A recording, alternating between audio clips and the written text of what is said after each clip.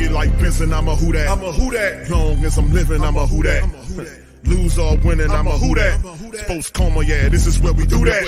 Where we do that, where we do that, where we do that, where we do that, where we do that. Boogie like Benson, I'm a who that. I'm a who that. Sports Coma, this is where we do that. Where we do that. Welcome, welcome, welcome. Somebody please better help. Running this thing like Elf. I thank God every day I'm not a felt. Go to YouTube Live with Big Q and the guys. If you ain't ride or die, the bandwagon get flipped. Been marching in, that was way for the ring. I was yelling out your shame for the championship. Bucking on town, duck down. Falcons, pluck, get shut down. Panthers ain't much touchdown. The vision really belong to us now. So much hate on the Saints, you could probably tell. Ever since Bounty Gate hit the NFL, when things seem fishy and you probably smell the crooked referees on Roger Goodell. Yeah, Boogie like this and I'm a who that. Every day I'm living, I'm a who that. Lose or winning, I'm a who that. It's the Sports Coma, this is where we do that. Where we do that, where we do that, where we do that, where we do that, where we do that. Boogie like this and I'm a who that. It's the Sports Coma, this is where we do that. You're listening to the Sports Coma with Big Q and the guys on the PRO Media Network.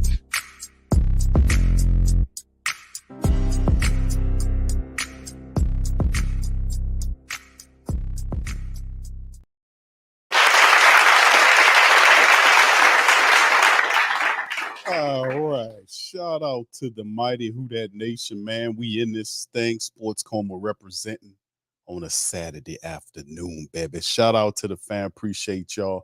Like I've been saying for some time now, welcome, welcome, welcome. You're now rocking with the Sports Coma with Big Q and the guys, where we have intense, entertaining, educating, and enlightening sport talk from your favorite sports fam. I appreciate y'all for popping up in the stream. As you're coming in, please feel free to hit the like button, hit the subscribe button, and by all means, feel free to share the show on your social media feed. We up in this thing. Shout out to the mighty Who Dat Nation. Shout out to the great Saint Dang Tang. So we up in this thing, man. Listen, we're going to do something. We're going to cover a few things, man. We're going to cover the react to the Mickey Loomis interview he did on Adam Shine the other day. He had some stuff to say about the team, about Laddie Daddy, which really wasn't groundbreaking, but it's still interesting to hear the take of the general manager from the Saints, VP, GM, Mickey Loomis. So we'll get into that reaction. It's about 15, 16 minutes. And then we'll cover a few other items. We do realize and know that Peyton Turner, day or so ago, Peyton Turner, shout out to my fam at the Saints News Network, Brother Bob, Brother Kyle T. Mosley, putting in the work. We talked about the fifth-year option declined by the Saints of defensive end Peyton Turner, who is a former first-round draft pick. Is this surprising? Not really. If we go over it and see a lot of the money in the fifth-year option, the Saints done did this before. They did this before, and then some guys, they let go. Some guys, they declined and then came up with an agreeable deal because they didn't like what the fifth-year option and how much the money was going to cost them. So it's a common thing that the Saints have, and they do. So we're going to cover this article as well, and then we're going to kind of go into the interview with Mickey Loomis. So y'all hit the like button, man. We up in this thing. Shout out to the family on Facebook. Shout out to my Instagram family. Shout out to the Twitter family, or X, whatever you want to call it. Y'all hit the retweet button if you listen through Twitter. So anyway, we up in this thing. Shout out to everybody. Elite, good to see you. Hemispheres in the building. Dudley, shout out to you, Young City. Brother Tory, what's up, Brother Tory? How you doing, sir? Tuck, what's happening? Appreciate you. OG to the third degree. Shout out to you as well. Jackson, this thing. All right. He said I can hear Mickey now. Yes. Oh, well, you know, you goddamn right. Listen, I'll tell you. You know, we're gonna do this. You know, Josh in his bag. What's up, Josh? Shout out to you. Good to see you, man. Appreciate you being in the stream as well. And Yen, shout out to you, man. Appreciate you as well. Much love to the fam. Appreciate you. We up in this thing, man. All right. So anyway, let's get it popping, man. Then we're gonna cycle back to the Mickey Loomis interview done via Adam Shine, where he was dropping some game. The Peyton Turner fifth-year option situation declined by the Saints. Now, like I said, this is from Bob from Saints News Network. Saints officially declined the fifth-year option on defensive end Peyton Turner. And of course, all the NFL draft choices have 4-year contracts to begin the career, start the career off. Teams have the option to extend the contract on the first round pick for the fifth season. First of all, first round picks in 2021's draft, the opportunity to pick up the fifth year option begin on January the 8th. The deadline to pick up that was this afternoon, really was the other day. If the fifth year option is not picked up, then that player becomes unrestricted free agent after the fourth season. Understandable. Fifth year option comes with significant financial increase.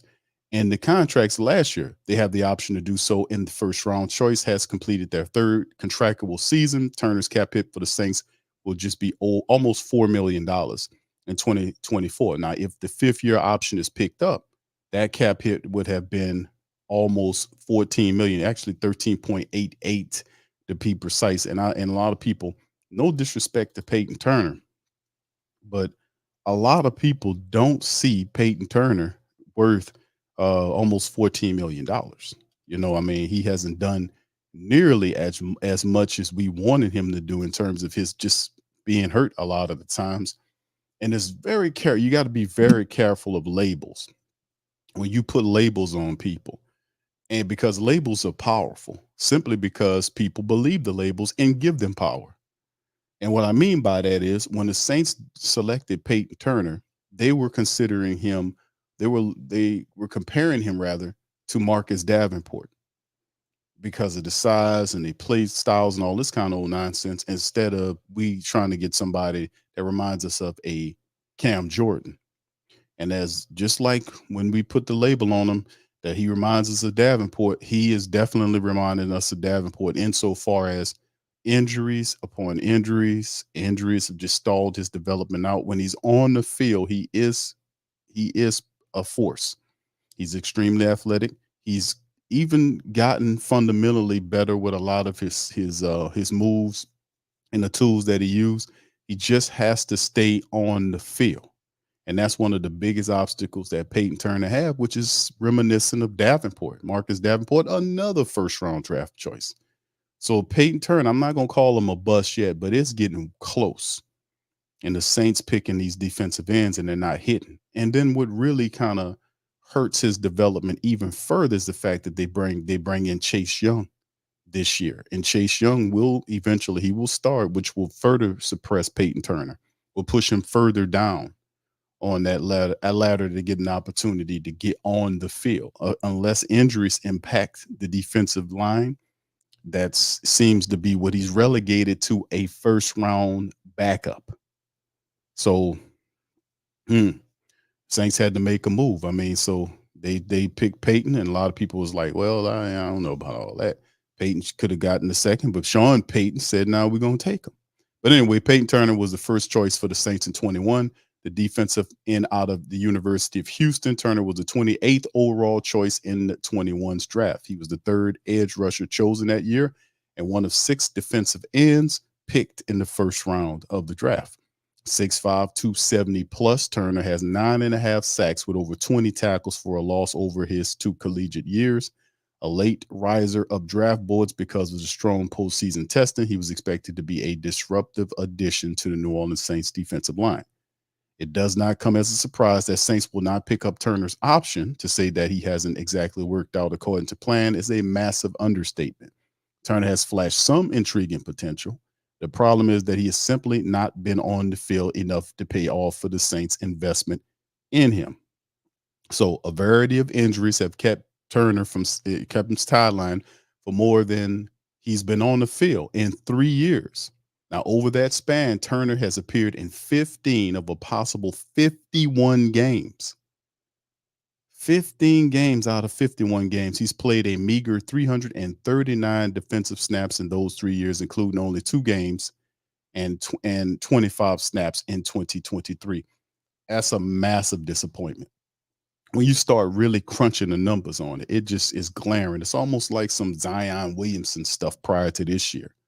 You know what I mean? 15 games out of a possible 51 games. That is utterly ridiculous. And it won't get better. Like I said, Chase Young, once he's healthy, he will start. Then you have a 3-man rotation defensive end situation with Carl Granderson and Chase. And then you have Cam. And then Peyton Turner finally gets there as the 4th end. and then Isaiah Foskey, and that depends on where Passanio is in the mix at. I don't know whether they're going to slide him inside or keep him outside. Who knows? But that is it, it's not boding well for him unless injuries hit the line where he will get an opportunity to play. So it is definitely with Chase Young here is definitely pushing Peyton Turner into another disappointing year. So we'll see how that all works out, man. But once again, when we talk about the Saints not doing their homework on some people, when we drafted Peyton Turner, I thought it was a reach because I believed that we could have got him if we wanted him in the second round. And Sean Payton wanted them, but by many measurements, he was raw. He was raw. He had some positive things going on with the University of Houston, but most certainly a lot of people, include myself, seeing Peyton Turner as a second, perhaps a third rounder. So and also the same with Davenport. The Davenport pick was even worse than anything because the Saints had an opportunity to draft Lamar Jackson that year. They traded up to the spot that everybody and their mama when we was doing the draft thinking they're gonna grab Lamar Jackson, and they picked up some dude nobody never heard of out of the University of Texas at San Antonio. And ever since then, it's been one of the worst draft picks in recent memory. One of the worst. Didn't get anything. That guy is somewhere else right now. It's just totally terrible. But anyway, that's nothing really surprising about the declining of the option there because the money makes it sense. We talked about this last night on the show. The math ain't mathing. That's the math ain't mathing, fam. That's definitely the case when you talk about Peyton Turner. Now let's switch gears. All right, so we're gonna cover this interview. This Mickey Loomis, and this shout out to Brother Kyle. He says Mickey Loomis says New Orleans are not actively trying to trade the team's elite corner Lattimore. Now, let's address this. Why is there a conversation or rumors around the Saints trying to trade Marshawn Lattimore? Where did that all come from? Where the hell did that come from? Right? Why is that even a thing? And that's been going on since the season ended. Why? It's because there is a split in the team, a split down, and maybe not down the center. We'll figure it out as we go because people are coming in, people are leaving. But there were some players, impact players on the team that wasn't happy with the direction of the team. We talking from the top down. We talking from the head coach level. They was not happy with it, just like we weren't. Because they have eyes and they understand how things are supposed to work. They weren't happy. And Mickey Loomis and Dennis Allen did everything they could to say, oh, a split doesn't exist, everybody. That's a lie. It is a split because off-code behavior is being operated in the building and it's not being corrected. That's the problem. And I always speak about code and codification, especially in professional sports, because without a successful code, you're going to fail, man. The code is the plan. Everybody's supposed to stay on code, stay on plan. In many cases, you have a head coach that will backstab you. He's a weasel. So people in the building don't trust him. They don't like him, and rightfully so. If you're working with somebody at your job or you got a family member or a friend that got a friend that is sneaky and for whatever reason they won't hang out with this person, or whatever, y'all know you got sneaky, underhanded family members, you got sneaky, underhand coworkers, you got people that are weaselly, scumbag, underhanded, sneaky, rotten, underhanded people that you really shouldn't have nothing to do with, right? Why? Because they'll tell you you can't confide in them. They'll tell you business. They operate with weird hidden agendas. You know the people. I don't have to go through the if you're a rotten ass bastard, I'm talking right at you. For the rest of our people, you know who they are. But the rotten people, I'm talking to the rotten people. You know who the hell you are. You know what you do and why you do what you do. But those people, we don't want no part of it. We don't want them around us because they're disingenuous, they can't be counted on, and they undermine you. They'll undermine your situation. They'll cause drama and problems. So thus, we don't want that type of scum element around us, right? That's what I consider them. But outside of that, what I'm saying is that's what happened in the Saints building with Dennis Allen. Then it's no bones about it that Dennis Allen is he's a weasel. He's a weasel. He's a weasel. Backstabbing Jameis, lying to him, saying he was supposed to play, and everybody know that a player is not supposed to lose their job due to injury. When Jameis Winston came back a couple of years ago, he wanted his job back.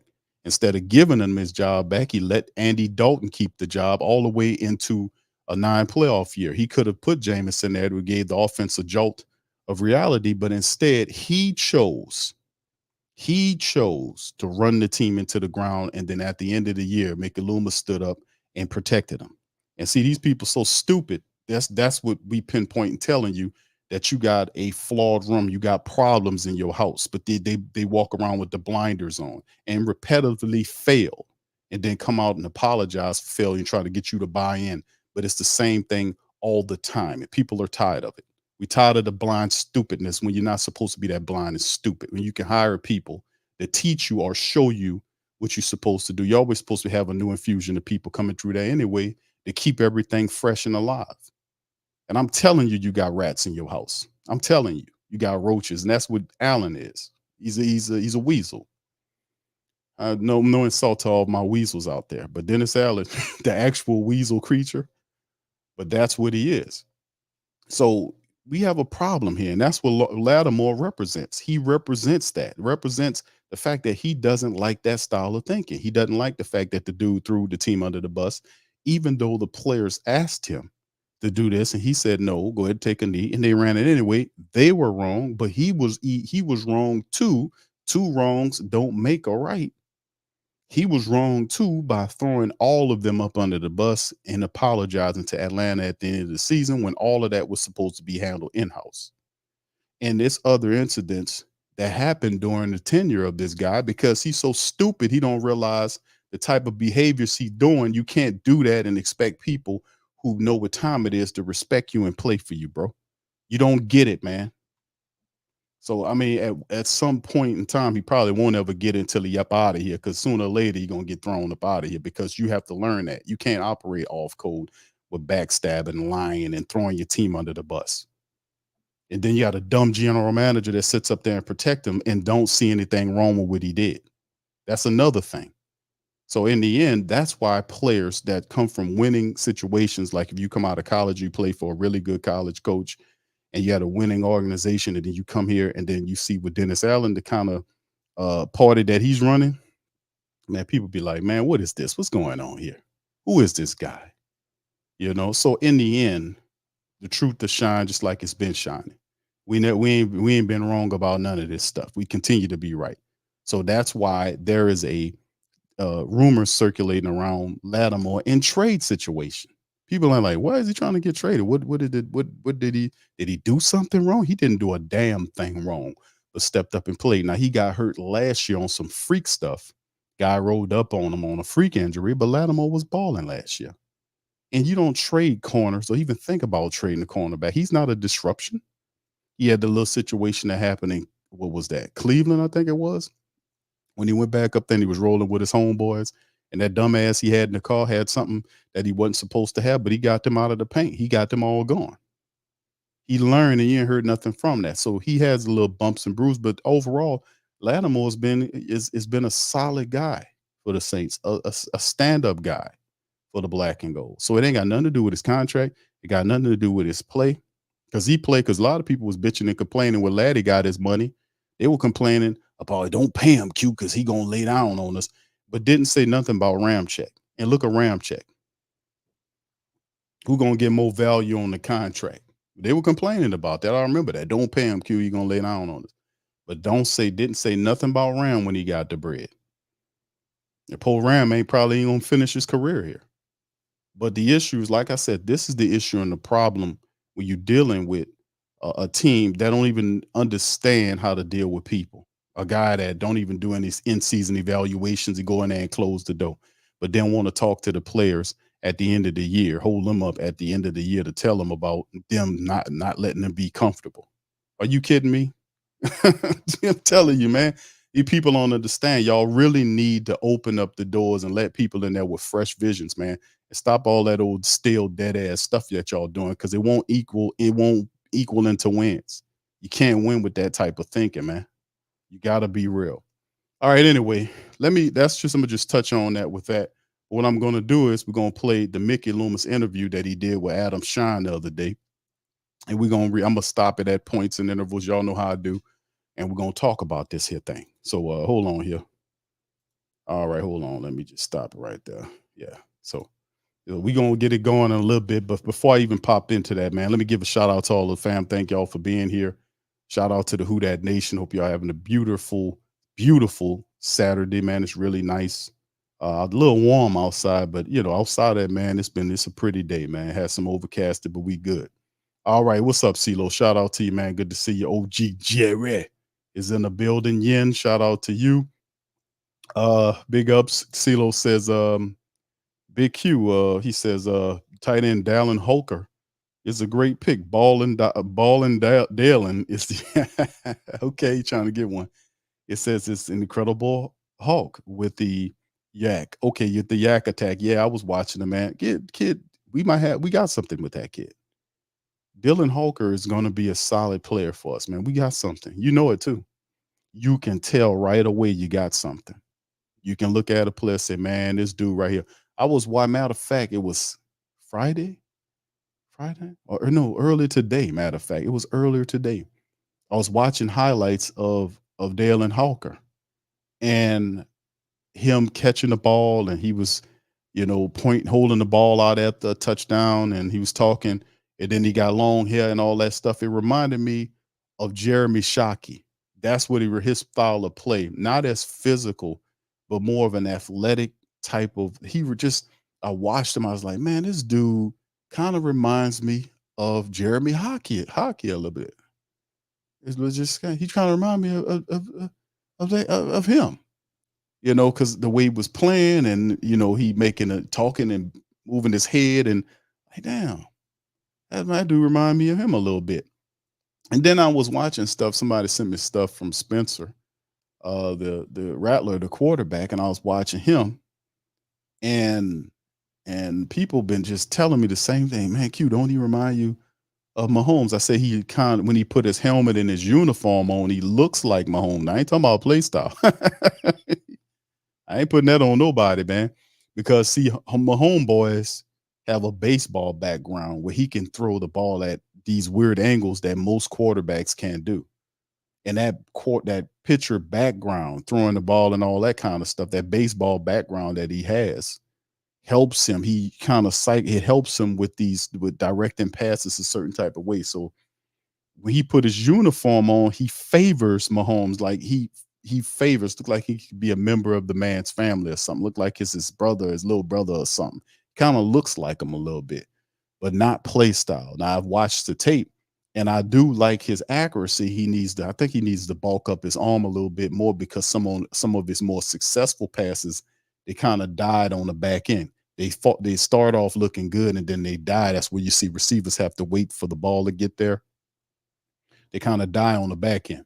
So I mean, that's easily correctable, but I do like his attitude. I like his attitude, and we'll see what Kubiak can do with the kid, man. All right, so big ups to the fam. Good to see y'all. DeWright, how you doing, brother? DeWright's in this thing. Shout out to you. But yeah, Hulkers is going to be. You can see them. We seen Rashid Shaheed. We seen this Hawker kid is going to be special. You can always see the guys. Some of them you got to kind of peek a little longer at, but some of them dudes, when you watch them, you get like, man, this dude is going to fit perfectly here. You can see it. You can see it, and you can see it with Hawker. You can see it off the top. You don't have to study at it either.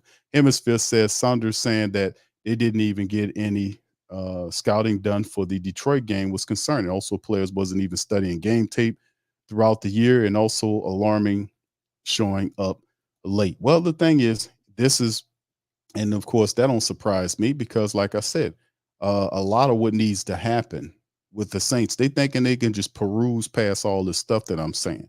I'm not, and then what I'm saying, this is truth. This is not criticism. This is a critique. If you take the critique and put it into what you're doing, you can change it for success. It ain't costing you nothing to do it. You can pay somebody to come here and tell you the same shit in the college with a college spill on it, make it sound a little bit more fancy and put a chart and some statistics behind it. But I'm telling you the same thing. I'm telling you that you got a sinking ship. You got to fix it. You can't have a guy with no plan, with no motivation, with no, um, you know, no charisma, no leadership ability, a flawed philosophy, very low accountability, not enough attention to detail, things like that. When stuff start going wrong, not enough, and then plays favorites. That's another thing that's a killer. You can't do all that and then be a dumbass coach who plays favorites on top of it, who don't hold your quarterback accountable. When he fails, we lose as a team. When he wins, how about number 4? You can't do that. And the dude don't know that, man. So somebody got to whip that, and you just can't leave people like that alone because they'll sink the ship, and then you come out making excuses for it. It's just weird, man. It's real weird. And regardless of what you say, I'm not gonna light up on these people. I'm gonna just keep going at them full force, man. That's all I know how to do, man. Yeah, buddy says DA and Loomis are I ain't gonna say they're trash, they're just hard head. What's up, Terrence? He said he's still on Jameis. Bruh, I'm talking history, partner. We talking history. We talking about what happened in the past. We not talk. I mentioned Jameis. I'm talking about what happened with Dennis Allen and his off-code behaviors during the team. There are other things to talk about, but he wasn't the only thing. Jameis was a part of what happened with the team. He was under his direction during this period of time. You can't wipe away Jameis, man, contribution. People want to just erase the man away. Or he gone, forget him.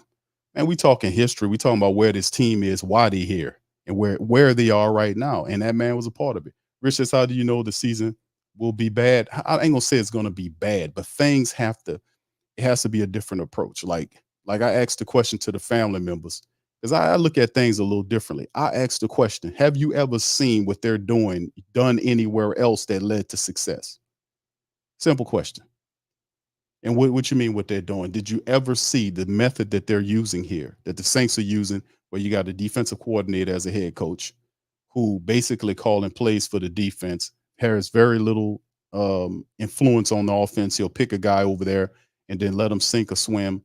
Don't go over there and self-correct. Don't go over there, and if players are not doing what they're supposed to do, don't tell them nothing. Just make excuses, crap like that. And then the way it's all set up right now, how, like I just said with Dennis Allen operating, you do the offense, I do the defense, you handle the special teams. I'm gonna call the players for defense. Did we ever see this anywhere done? And did it ever lead to anything that was successful in terms of a championship, a Super Bowl, or anything? That's what I'm asking. Have we ever seen this before? Because even with the last regime of the Coach Payton, Sean Payton would allow the defense to be ran by the other guy, but Sean Payton was over there fussing and mean mucking, fussing and asking him, "What you doing? What you?" all the time. So he will let you do it, but if you start screwing up, he get on you just like that. This other guy ain't gonna do that. He'll let them run it into the ground, and then he'll spin excuses. This is the issue that has to change. Now, I'm not a fortune teller, but based on what we've seen over the last couple of years, the guy has to improve upon that. Now he puts Clint over there. Clint has the potential. He got potential to probably turn the offense around. It's a lot to ask of him. You got to give them an identity, because we got to do that. You got to install a very complex system. You got to get the running attack going. You got to make sure we have the correct players to run said system. And then after that, we roll into it and see what we got. So, I mean, then you might have some issues, injury. There's always injuries throughout the season. You're very rarely going to go through the season without players getting hurt. But we got to make sure we do what we're supposed to do. And that part of it, I have absolutely no idea. I think Kubiak's a serious dude, but he got a big job on his hands to do. And his job, his success is his job doing his job successfully, rather, will be the key to the Saints having wins and getting to the playoffs. It's all based on Kubiak and his system. A lot of pressures on him. So anyway, let's keep it going, man. Much love to the fan. Appreciate you. What's up, Dr. Key? Hadn't seen you in a while, my friend. How you doing? Jay Survivor's in this thing as well.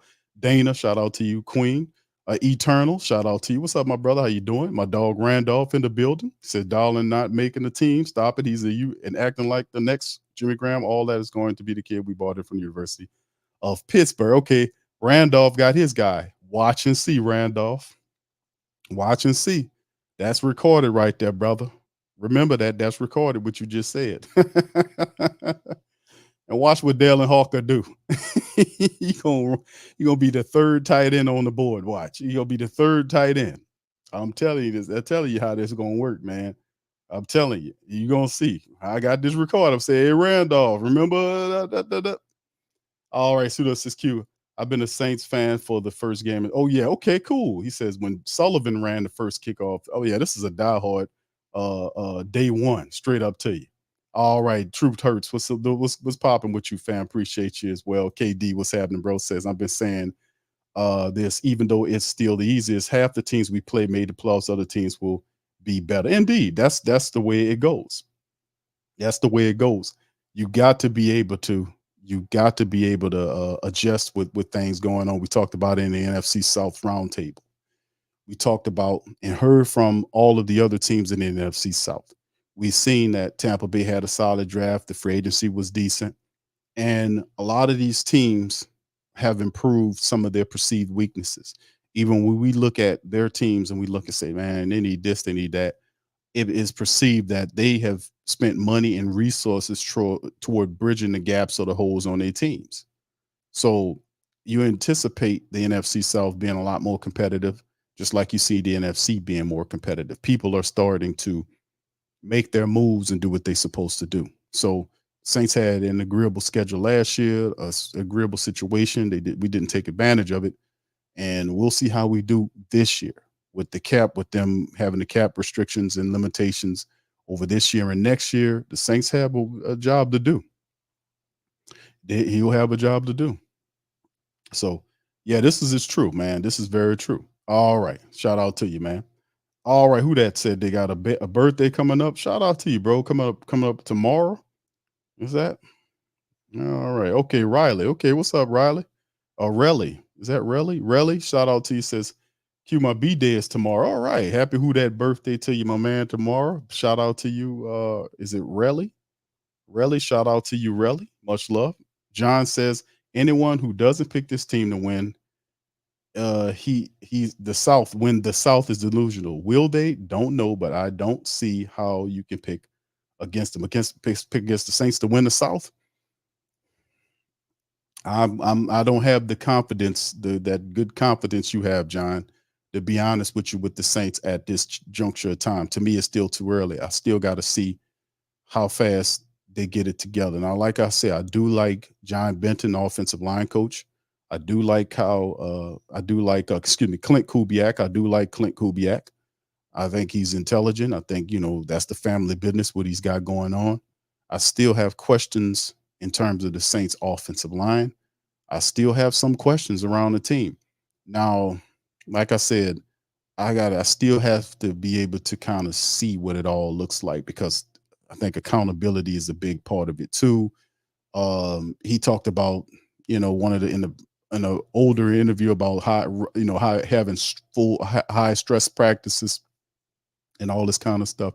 But it's a big culture change that has to happen on the offensive side of the ball, and a lot of pressure on them to succeed this year, where people are just not going to tolerate 4 straight years of 9 playoff football. That's just not going to go away. And a lot of teams have gotten better. So like I said, to me, I don't have the same confidence you have right now about the Saints. I need to see some more. I need to see some more. I need to see some more stuff before I started like saying this, because remember, I betted on the Saints and lost the bet, had to put on a goddamn Atlanta shirt. So you damn right, I'm pessimistic. You put that damn Atlanta shirt on, man. I'm not going to do it. All right, one more. John says Derek Carr couldn't do what last year against nothing but backups, going against the easiest schedule to ever exist in the NFL. The way it worked out for who that, which means he's really going to get exposed this year. I don't know if he gets exposed, but I anticipate Derek Carr is going to probably take as much time as he took last year to learn Sean Payton's system, or Pete Carmichael's interpretation of Sean Payton's system, when he was supposed to, it had the title of being a QB friendly system. It was supposed to be a system that most quarterbacks loved and could pick up relatively fast. It didn't happen last year. It took him all of last year to pick the system up toward the back end of the year. Now, this is and I've talked to people and have heard from interviews and stuff like that, and they said that how complicated the system that Kubiak's bringing in here. So we'll see how it all looks, man. But I think if the Saints, and I think Clint Kubiak has the right idea, he just needs to implement it. The identity, running the ball. I think that is key. Relying on the running game, relying on your running back room. Elvin, Jamal, Kendre, Taysom, relying on those guys, and getting that going, and then bringing Carr, and I call it play action Carr, and bringing Carr as play action Carr off the back of that strong running back room. I think that is the key until everybody start picking up everything else with Clint Kubiak's offense. You got to establish an identity, and you have to run the football. So that is probably the biggest thing. If we can do that well, then you're talking. Then you get Carr going and play actions, which force the safety to come down there and help in the run support. And you got one-on-ones, and all thing you have to do is aim it in their direction. And Chris Olave going to go and get it. Rashid Shaheed going to go and get it. It just simplifies everything. Play action Carr is the guy I want to see. I don't want to see anybody say, go out there, Carr, go win me a game. I just don't want to see that. I don't think he would be able to do that, man. Like, go win us a game, Derek Carr. No, don't do that. Let's just run the ball. But we'll see, fam.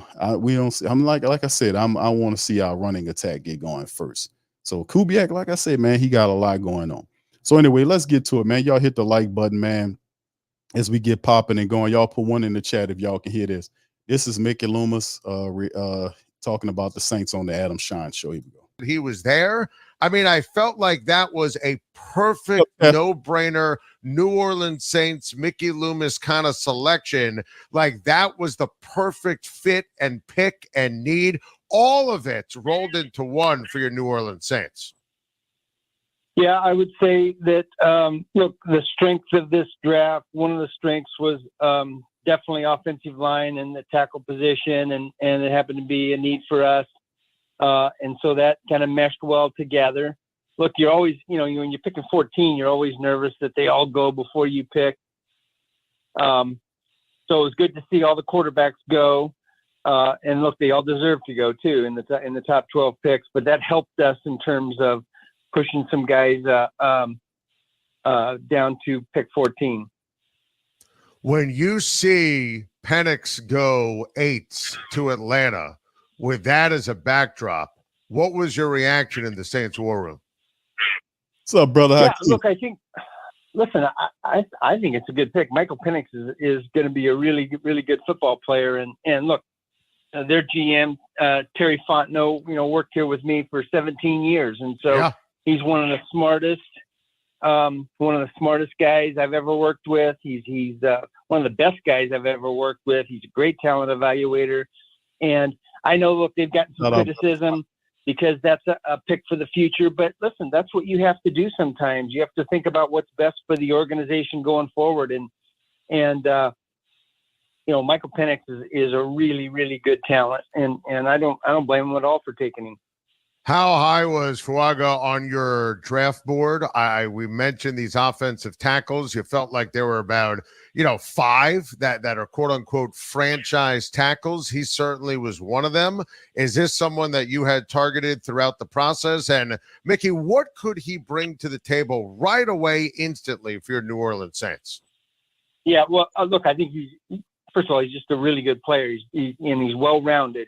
He's good in the run game, and he's a good pass protector. And he's played at a high level against a lot of good competition. Look, he's going to be competing to start right away. And so, the other thing that he's got is, man, he's got great makeup. I mean, he's going to end up not initially as a rookie, but eventually he'll be one of the leaders of our team. We've got a great room in that offensive line. And I always feel like, man, the character of your team begins with, the character of the offensive line. And we've got a really good group there, and he's going to fit in nicely. So Kool-Aid McKinstry, let me stop it right there for a second. The offensive line, man, is attitude-wise, not from a talent standpoint. The only thing I can say about watching, just in particular, the Saints offensive line last year, And you guys chime in. Great Saint Think Tank. Y'all let me know how y'all feel about that. The offensive line last year, McCoy, Cesar Ruiz, Andrews Pete, Trevor Penning, whoever, Cam Irvin when he played, Landon Young, Ramczyk, all these guys. The problem I had with the Saints offensive line last year, outside of it being offensive line coach Doug Marrone was just garbage, was the fact that the mentality of the line wasn't present in majority of the games. If it was, we could have got a couple of games extra. A lot of times, like we talk about this all the time, right, fam? It takes an attitude to run the ball. It takes attitude. The Saints offensive line didn't have that attitude all the time. Like you can watch them just like some of these games, they were just going through the motion. Remember games when Elvin Kamara would get the ball and Kamara would get handed off to the left or right and he'll run into the hole and then he'll pick up a tough 2 yards, get up and just drop the ball and just walk back to the other. Y'all remember that? It was just everything running was difficult for the Saints early on, just trying to stick to it consistently, trying to establish the run. Even when it was outside, when we was running to the outside, you know, it wasn't like what it was supposed to. Like you have Andrews Pete will pull to the left, or you have James Hurst will pull out to the left to try to block guys. He'll get there late. The linebacker will get there late. And I mean, the linebacker would get early. Hurst would actually get there late. The lineman would get there. The linebacker would get where he was supposed to be. And these guys would go out there. They would miss blocks. And Elvin Kamara, a promising play for Kamara that would have ended up probably like 7-8 yards, would be like a 2-yard or 3-yard pickup.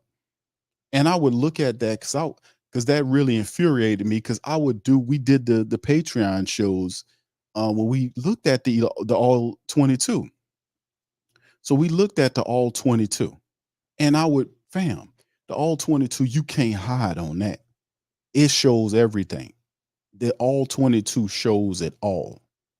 And when you watch the film, even when I was watching the game, I was like, man, that dude whiffed on that block. Why that guy ain't pull out there and do that? Why he didn't take that guy head off? They were just going through the motions. So my only thing moving forward is with John Benton coming in here. I know Benton, we have to toughen up that meanness. We have to toughen up that mentality if we're going to run the ball effectively, and it's going to be the identity or the staple, according to what Clint Kubiak is telling us. We got to toughen up, man. Now I watch Ali Udo do his thing in Minnesota, and he was all right at the guard position. Fuaga, to me, plays with that type of mentality. Penning did when he came here. Remember when Penning stepped through the door, he was fighting the veterans, pushing. When they blowing the whistles, he's still pushing them out and pancaking them. Remember all that? That Penning just disappeared. I like that Penning because that was a confident, tough Penning. The guy we got now is not the same dude we had when he was a rookie. Some kind of way they done domesticated him. Domesticated the man. We need to bring that back. We need that edge. We need that mental toughness that the Saints, that Penning played with. And of course, we need to play under control with it. But we need that type of thinking if we're going to dominate with the running attack. McCoy, much love to brother McCoy. He way too chill. Way too chill. That we need, the most I seen him get buck is that time where he's about to body slam Derek Carr and James Hurst had to get in front of him. Boy, if James Hurst ain't get in front of him, Carr probably would have been in the Hurst. But that's the most I seen McCoy get buck all last season is when he was trying to get at Carr and Hurst had to block him. I don't know what Carr told him, but McCoy wanted a handful of them. He's going to make him touch every item on the Saints sideline. Looked like to me, but that's just one of my things, man. I'm thinking about. So let's keep going. That mentality has to change. I thought was going to go in the first round. I'm curious, at what point did you start looking at the board? Talent, area of need, end of first round, you trade up a few spots in round 2 to secure them. At what moment do you start burning those phones and thinking, you know what? This is a great potential draft pick for the New Orleans Saints? Yeah, I would say when the night ended, when night one ended, and he's still on the board, then we're talking about, hey, how do we get up? And you start making those calls, and look, it's a cost benefit analysis, and so you start making calls, and what your price is, and look, he kept being available as the picks went on in that second round, and look, we were able to make a move and move up a few spots, and really excited to get Kool-Aid. Obviously, we had a high grade on him. I think a lot of teams did, and there was a surprise that he lasted as long as he did. And the only downside is now I've got to call. I, as a grown man, got to call another grown man Kool-Aid.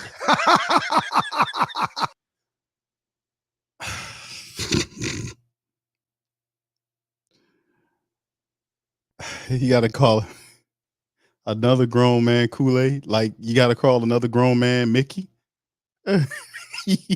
Can't be more difficult than calling an older growner man Mickey. I mean, it can't be more tougher than that, right? It can't be, right? Can't be, right? So, did you ask him about the name? I mean, that's a great line. I mean, you could start, going through the old commercials, do the ooh yeah for the Kool-Aid man. I mean, did you ask him about the origin of all that? I mean, because you're right. Now you're going to start saying Kool-Aid this, Kool-Aid that. Yeah, well, I mean, we talked with him before about his given name and where Kool-Aid came from, and look, it's great when you're a teammate, right? And you're calling somebody by their name. I guarantee you, Mickey Loomis probably never drunk some Kool-Aid. How elite does he act? What do y'all think? You think Mickey Loomis? Oh, I know. I ain't have Kool-Aid. I had Sunrise, so I don't know about that Kool-Aid stuff. How many of y'all think Mickey Loomis ever drunk some Kool-Aid, fam? Y'all put it in the chat. What y'all think? I don't think Mickey Loomis ever had any Kool-Aid. I'm nickname. Look, we've all been there and done that. That's right. But look, I'm a 67-year-old man. I'm going to become one of our players' Kool-Aid. It's just, it's just kind of a funny little, item. But we're excited to have him. Excited about the way he, conducts himself, and his football instincts are off the chart. So we're really excited to get him. And look, I would say that's not a position of need for us, but corner is a valuable, it's one of the valuable positions on your team. And if you can stack guys up at that position, then you're going to be better off for it. So what does this mean here when it comes? That's pretty good right there, L-Dub. L-Dub said he drunk the Kool-Aid and when he made DA the coach. Oh yeah, the Sean Payton Kool-Aid. So you're right on that. All right, big ups. Brother Hakeem said this year, hopefully, with a coaching change up front, we could get something out of Penning and sell DeVary. He said they were relatively high draft picks. He said bite the bullet and bring Pete back on a 1-year deal. All right, thank you, Brother Hakeem. Shout out to you. All right, big ups. It's true, man. It's crazy how that all goes. Dana says he drinks Sunny D. All right, I guarantee you don't drink no damn Kool-Aid. Brother Hakeem said we could have a solid group up front. Agree, Big Q. DC success depends on. He said this blood running game to open up the play action with DC is solid. He had the success in Las Vegas with that. Yeah, that's and that's you're right, 100%, 1,000%. That's where we need to go, because the truth is, man, I don't see Derek Carr as a savior. See, the Raiders, and I had some talk. We discussed this on a prior show with a couple of the Raider diehards, and they have a lot of love for Derek Carr. And Derek Carr did a lot of stuff for the Raiders. I mean, insofar as like taking on, he was there for like 10 years or something, whatever it was. And he took down 9 years, whatever. And he took down a lot of the passing records, the touchdown records, passing records, all kind of stuff. He's like high in their record books out there. So he's a bit of a kind of a legend to the Raider Nation, like Drew. I don't know if it's like Drew, because Drew did a little bit more, but it's similar insofar as the respect aspect of it that they have for Derek Carr, that we have for Drew Brees. But Derek Carr, I don't see him, and I know a lot of the great Saint think tank and Who Dat Nation doesn't see Derek Carr as a savior type. He's making a lot of money, $150 million. That's because Dennis Allen overvaluing Derek Carr. Now, listen, I'm not saying that Carr can't have success, but I'm thinking when you have a new system that's complicated, you gotta lean on your strongest room. That's the running game. The Saints, there is no other room on the offensive side of the ball that's stronger than the running room. And like I say, Elvin, Jamal, Kendre, and Taysom, you might as well throw him in there. That's the strongest room that you have, and you're gonna have to rely on that. The problem is that one of the weaker rooms that you have will be called upon to do their job. So the strongest room, the most thorough room, can do their job, and that's the offensive line. And we have a lot of question marks at the offensive line. I know Ramczyk more than likely is not going to be good to go for the season, so that hurts. So you have two relatively new offensive linemen. One's going to be Penning, the other one's is going to be Fuaga. You got to find out left guard where Ali Udo. I think probably Ali Udo will play the left guard position, and then you have McCoy, and then you have Cesar Ruiz there. But that's a lot of young people, out of the 5 positions of the offensive line. You got 3 new people, and both of them are tackles. 2 of the 3 are tackles. So that could be problematic for a quarterback. So, in terms of him feeling comfortable back there. So I would be really, pushing or advocating for the Saints to get the best 5 that they have offensive line wise, so we can get that running the ball thing going. And then everybody start learning as we go, because everybody has to learn. This is totally new. Yes, I don't think this hasn't happened to the Saints in a very long time. We have an offensive line change, offensive philosophy change rather, and it's a lot of pressure. It's like the guy don't have 3 years to install it. You know what I'm saying? They bring this guy in here, and it's the 4th year not making the playoffs. It's Dennis Allen's 3rd year. And people want to see it change. The Saints are not a young team where they got 4 or 5 years and we got this window. No, the Saints are vastly burning through their window. Demario Davis got a couple of years left on his contract. Cam Jordan's almost out of here. Tyrann Mathieu is going to be out of here. And the Saints are relying on older veteran players to school the young guys, so it kind of evens out the transition, so we don't go all the way down. We kind of just dip a little bit, then keep on going and maybe climb. But in order for that to happen, certain aspects of the team really have to step their game up. And there's a lot of pressure on Clint Kubiak to get that other side of the ball going. Because if you don't have success over there, everybody going to be fired. That's a lot to hold on to. You know what I'm saying? That's really something. What's up, Gundam? Shout out to your fam. Let's get back to it. To Marshawn Lattimore, if anything. Yeah, it doesn't mean anything. Marshawn's been a really good player for us for a good period of time. He's one of the leaders of our team, and look, it's just like I said, we can use as many corners as we can get, and we've got a good group, a really good group, and they're going to help each other, and they're going to help our team win. So elaborate on that if you can for us, Mickey, because there was so much conversation, and you're right. Marshawn's one of your guys, part of a fabled and famous draft class, right? I mean, there was so much conversation about trading Kim, and there still is conversation about it. Is he on the market? Is he going to be a Saint this year? I know what you think of him. I know what you think of the cornerback position. I know what Dennis Allen thinks of the cornerback position. Separate fact from fiction for us on Marshawn Lattimore. Yeah, I would. And look, I would say this about any player is that, look, when a guy's a really good player for your team, they're not on the market per se. But there are times when you get a call and somebody makes a proposal and it might make sense for you. That's true for any player on our team. You and ain't for Carr.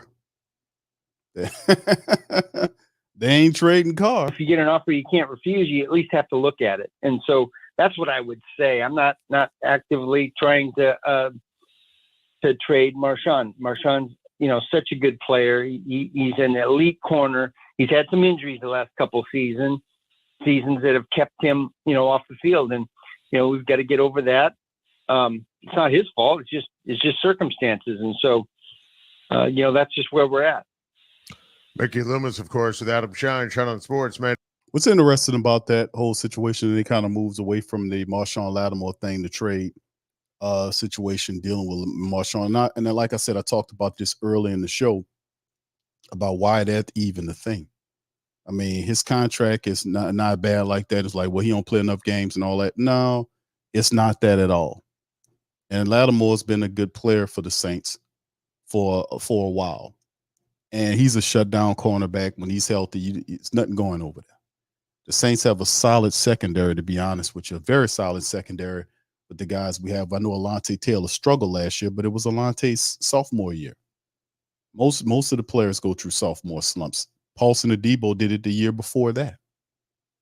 So they all go through a sophomore slumpish year. That's why I always am patient with players coming out of that second year, that sophomore year. And then you see them escalate in the third year because they go through it. You've seen Paulson Adebo was our best cornerback last year after that horrible sophomore year. I anticipate Alontae Taylor doing the same damn thing. So in essence, the Lattimore thing, like, why is he even on the trade block? Because, man, somebody might have called the Saints and asked, and he might have took a call or whatever and all this kind of stuff. And he's saying, you got to pay attention to these political types that like to talk. That his term was, we're not actively trying to trade Lattimore, not actively. So non-actively, are you looking to trade him? See what I'm saying? See, it's easy to just squash all this out by saying we're not traded. Actively, non-actively, or otherwise, whatever.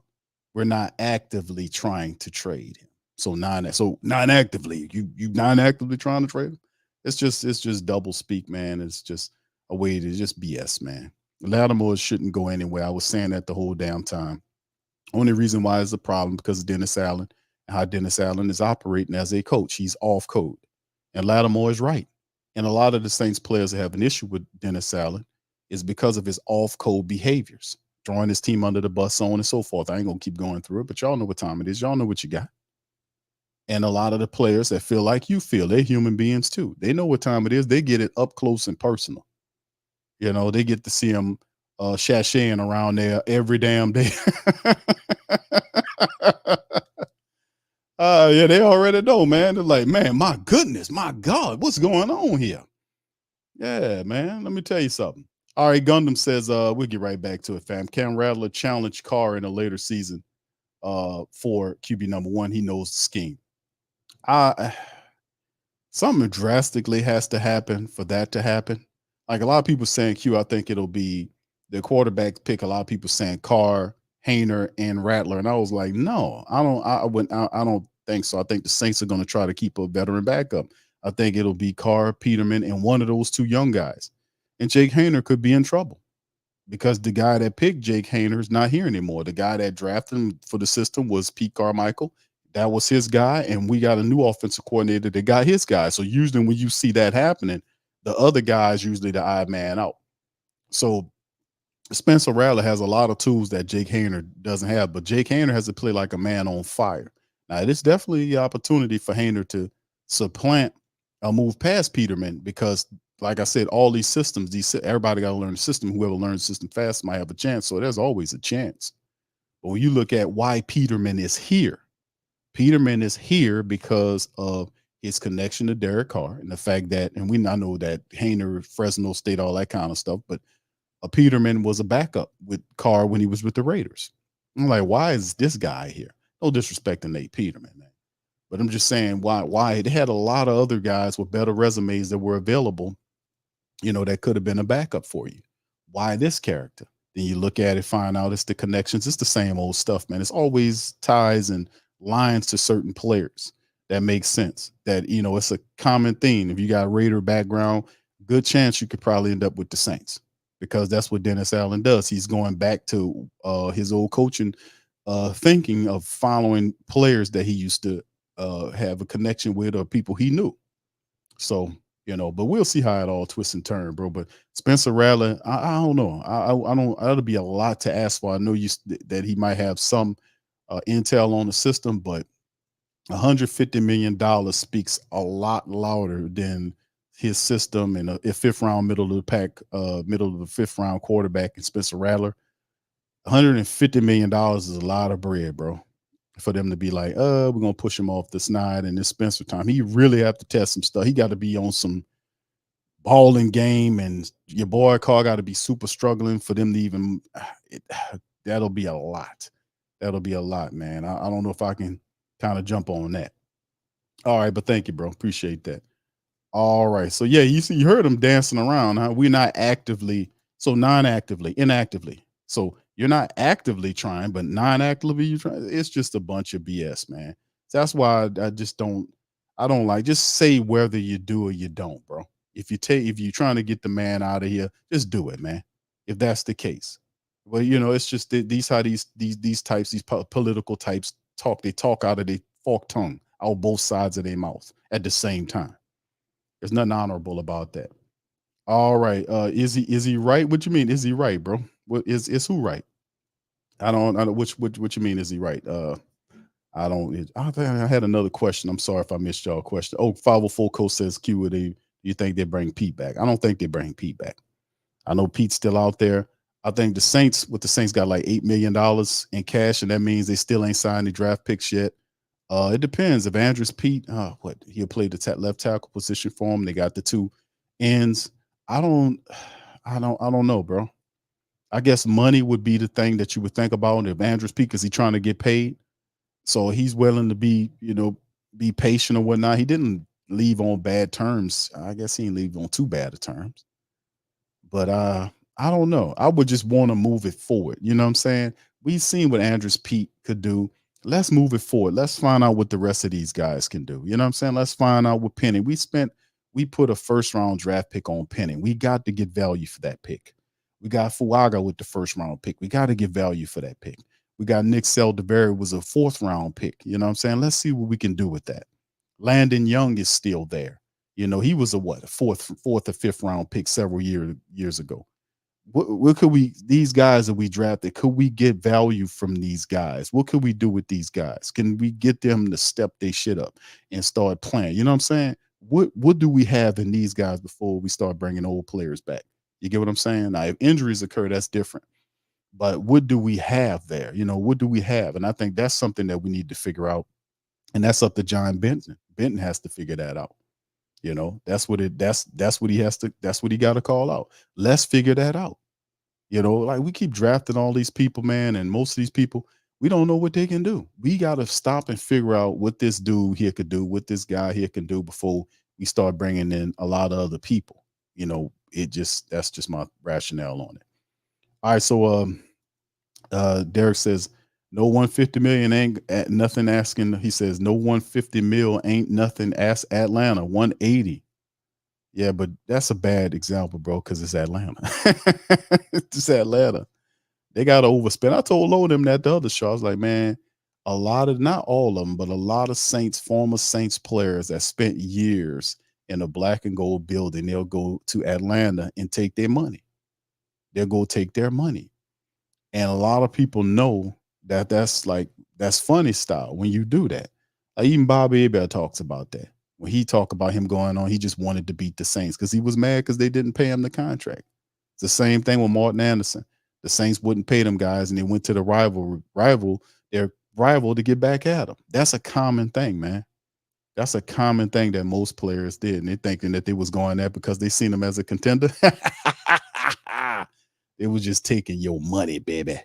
Taking your money. But anyway, here we go. Doug Sports Radio. Spencer Rattler, fascinating selection at the quarterback position. This was a top prospect in high school, top prospect in college, couple of different colleges, obviously put up monster numbers. The Ian Rappaport NFL Network report about, going back to the documentary, the QB1 on Netflix and, issues that, NFL teams couldn't get past going back to the high school days.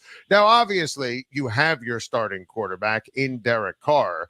There were some people who thought, Rattler obviously has potential to be in the NFL for a long time, eventually, perhaps down the road, be a starting quarterback. What did you see, Mickey, when you studied the film? What do you see from Spencer? What did you learn about Spencer when you kind of got under the hood a little bit in terms of his character and Spencer as a person? Yeah, look, first of all, we had Spencer come in for a 30 visit. had a great visit with him. Really impressed with his maturity and impressed how he was really open about, the things that he has done. And look, he hasn't done anything wrong. It just, what were the circumstances behind, the transfer? What were the circumstances? What'd you learn from, going to another school, going through the portal and all those things? And man, he was just really impressive as a person, really open about the things that he might do a little differently. But at the end of the day, look, he's a really talented passer. I mean, he completed 71% of his passes this last year. And the other thing is, when he was a sophomore at Oklahoma, he completed 75% of his passes. He had a 155 rating, and that led to a transfer, which is hard to believe. And he's just a talented player. He was talented coming out of high school. And look, when you're young and you get all that attention, I don't know that there's too many of us that can handle that or would handle that perfectly. And yet he's been able to handle the attention, been able to handle the scrutiny.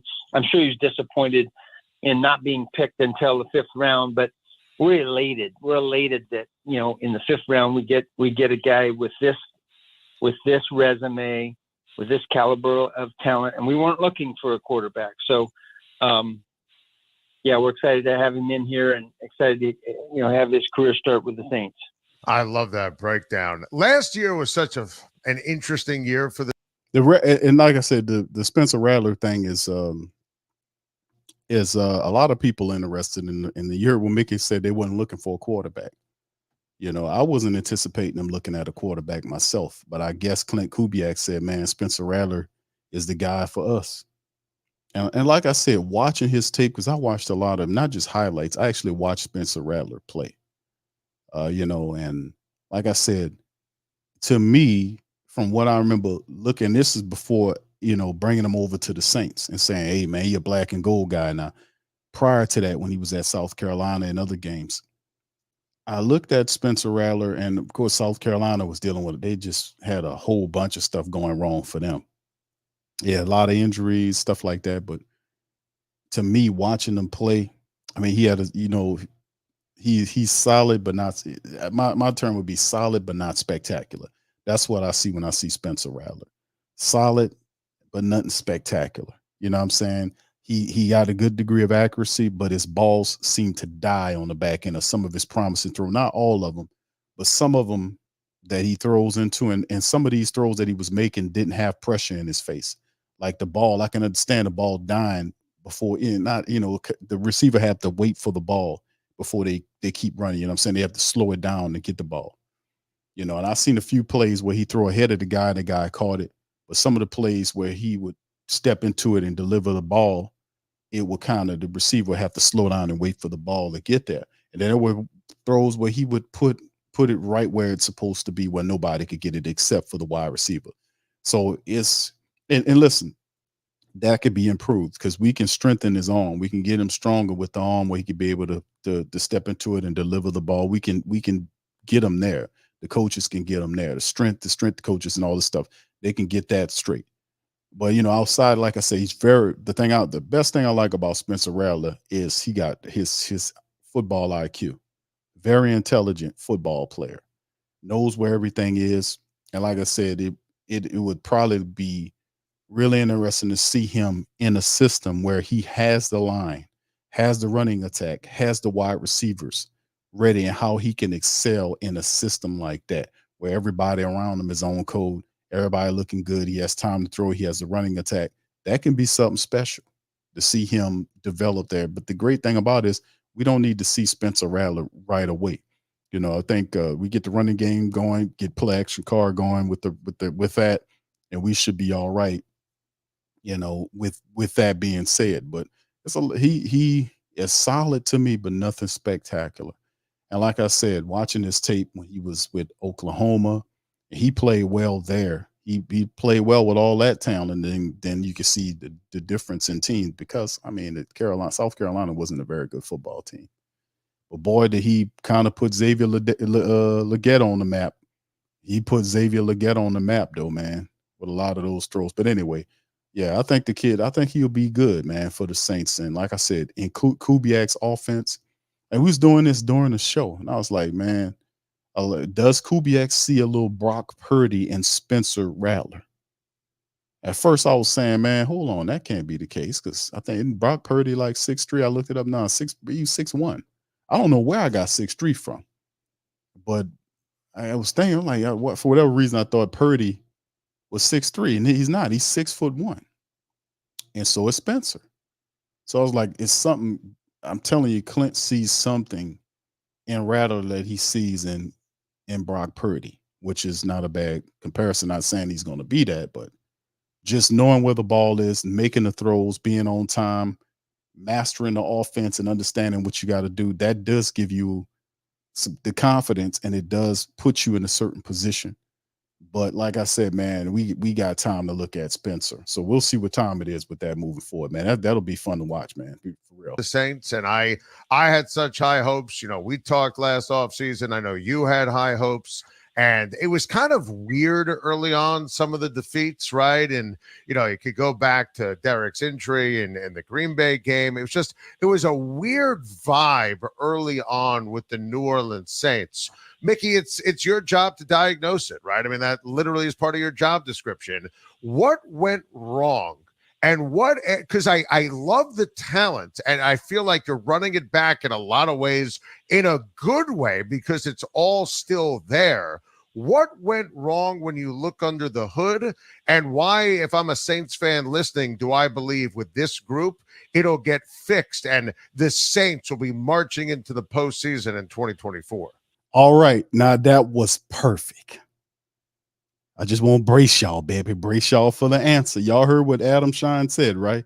He basically asking Loomis, why should we trust what the Saints are going to do coming up into this year after all the foolishness that they've been through over the last year? Here's Loomis's response. Yeah, look, good question. And I don't know that I have exactly all the answers. If I did, we would have fixed them last year, right? But look, we had a new quarterback. Getting acclimated to teammates, that's always an issue. We had a couple key injuries. Listen, Mike Thomas was hurt. He started out pretty well, and he got hurt. And they always default to injuries like a robot. Was unavailable to us. Marshawn Lattimore, who we just talked about, one of our best defensive players, one of the best defensive players in our league, gets hurt and misses a number of games. And so those, little things prevent you from making that one or two plays that make a difference in the game. And look, we're a half game, one game away from being in the playoffs, and winning the division. And look, that we can point to games and say, well, this call went wrong against us, or this play, or whatever. But at the end of the day, we're one game away, and we can point to a lot of different things that make that difference. I think that we have the capability. I think that we have the talent to win a division and to make a run in the playoffs. And so, we'll see where that is. We've got to be committed. I think, and when I say committed, I mean, from top to bottom, from players, coaches, organization. And I think we are. I think we've kind of reset that expectation and that standard, and now we have to live up to it. All right, hold on. There's so much there. Number one, let's just start with the injury default mechanism that they always kick into. That's why we have depth charts. That's why we have depth on the team. We got wide receivers behind there that step in if they need to. Mike Thomas was hurt for the Saints over a period of years. So we did get a healthy Mike Thomas early on, but we weren't. Think about it. Remember the games, like some of those games, they weren't throwing at Mike Thomas all the time. He was out there doing his thing, blocking, and then he kind of faults Carr for why he got hurt, right? He threw that ball low. He had to go down and get it. The guy hit him, and that's when he got hit. He got hurt, and he never came back after that. But the crazy part about it is, as a grand overall view over the last several years, Mike Thomas was hurt for a long time. And the Saints, that's why we developed guys like Chris Olave, Rashid Shaheed, and others. So that's injuries is a part of the game.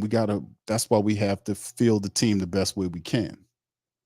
You talk about the calls and all this other stuff and being accountable from the top to the bottom. Number one, he's not accountable. Mickey Loomis is not an accountable general manager. Mickey Loomis runs away from stuff. He doesn't even evaluate during the season.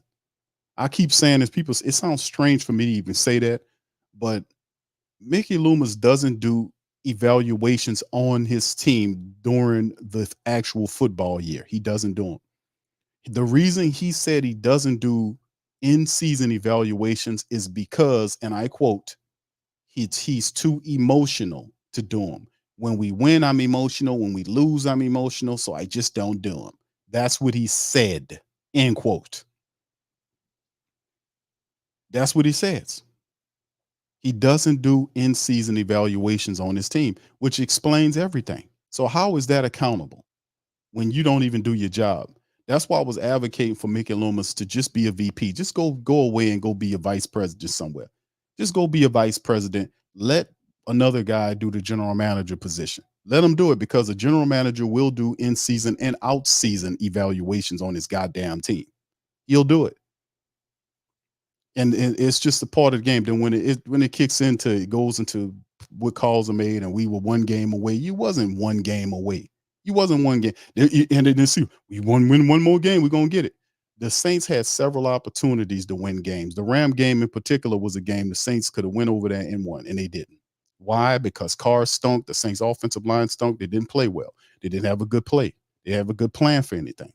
There's never any accountability. Dennis Allen is not a very good head coach. He's not. And Mickey Loomis sitting on his ass, he pretending like he is. Well, Bill Belichick started off rough. Bill Walsh, he started off. Everybody. George Seifert.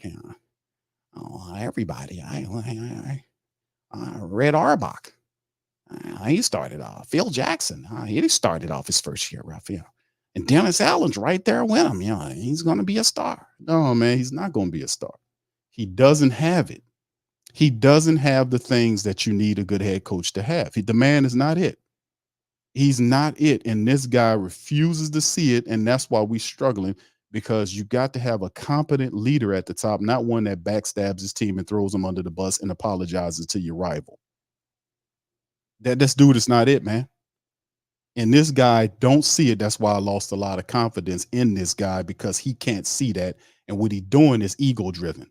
That's another reason why I'd lost a lot of respect for him, because your ego and your emotion don't have a goddamn thing to do with building this team better.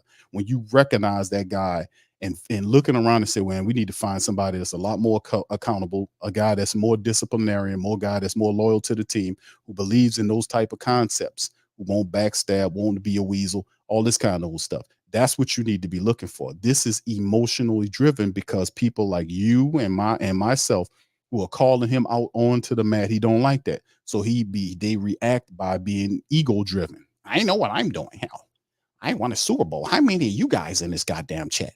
Now raise your goddamn hands up if you won a Super Bowl. Huh? I mean, I got one. Huh? How many of you guys up in here got a Super Bowl ring? Huh? You're not qualified. You're not qualified to talk about my guys. Remember he said that? You're not qualified. They're not qualified. You're not qualified. You're not qualified. Oh, it's negative noise. You guys are just negative noise. And then it's all negative noise. He was telling people they were negative noise last year, and his goddamn team sitting out of the playoffs for 3 straight years. Are we still negative? It was all facts and truth that we talking, and he threw it all out the door and then made excuses for a team that consistently fails. Are you really looking for answers? They're not operating in the right energy is what I'm saying. They're not operating in the right perspective. You're operating on the wrong energy, which is emotion. Thinking, I did this. I found Sean Payton. I picked Peyton. Dennis Allen. And then you really didn't pick Dennis Allen. Sean Payton told you to hire him. That's the cold-blooded part about this, man. We know all of this. You didn't pick no Dennis Allen. Sean Payton told you to hire him. Well, me and Sean play golf together. I love him. And I worked together for many years, won a Super Bowl. And he told me to hire Dennis. I hired Dennis, and everything's been all right. No, it's not have been all right. No, it's not. It's not, bro. Cut it out. It's not good. It's not good. One win away from the playoffs. Please. The Saints had opportunities and gave it up. Remember they had that losing streak? but they were supposed to win those games, and they just do what you're supposed to do. You win the games, and the Saints would just lay down. And then when everything was finally out of the way, they started playing good because they didn't handle pressure well as a team overall. Dennis Allen sitting up there, coming to the podium in the press conference with that possum face, sitting up there looking at the ground, and people like Q turn this stuff off with, because it's the same stuff. The man is not it. No disrespect to the man, but the man is over his head. He's over his head, man. He's over his head with a lot of this stuff. He's not qualified in that regard to do this stuff. He's not. He's not. He doesn't have it. And then the crazy, but you know what? He needs guidance. And Mickey Loomis is the wrong type of dude to be there, because Mickey Loomis is not going to be over his shoulder saying, "You're making the right decision, right? Oh, do you need this? Do you need that? You might want to take a look at this. You might." No, he goes and closes his door. Your reporter said he don't even talk to the players during the year, but he gonna sit up on his ass and go and talk to him at the end of the year. Well, all you guys in here, let me tell you something. Oh, you damn guys. Oh, I'm making it uncomfortable for your asses. I'm telling you.